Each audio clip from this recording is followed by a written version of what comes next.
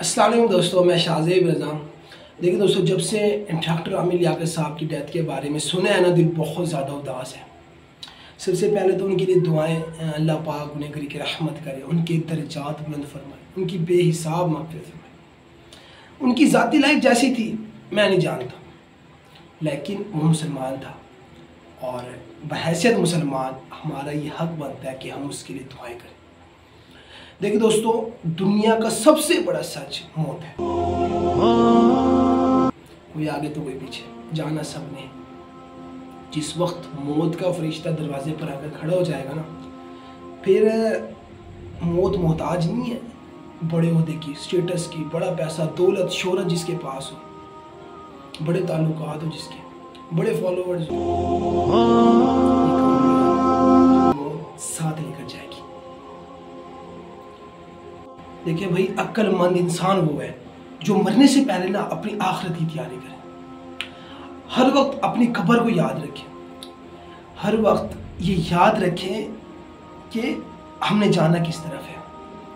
एक बुजुर्ग फरमाया करते थे, मुझे उनकी बात बहुत अच्छे तरीके से याद है। मस्जिद में वो कहते थे, वो मंजिल बड़ी औखी है, वो मंजिल बड़ी औखी है, वो मंजिल बड़ी औखी है।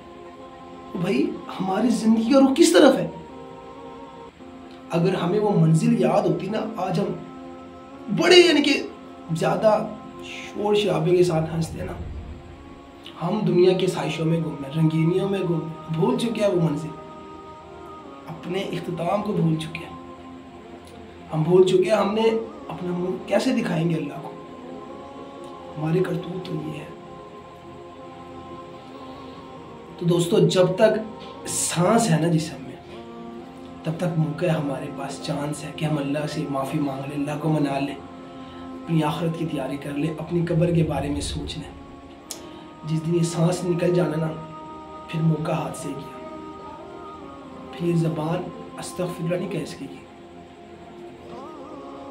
अभी मौका है, अभी मौका है कि हम अपनी आने वाली ज़िंदगी को बेहतर कर सकते हैं।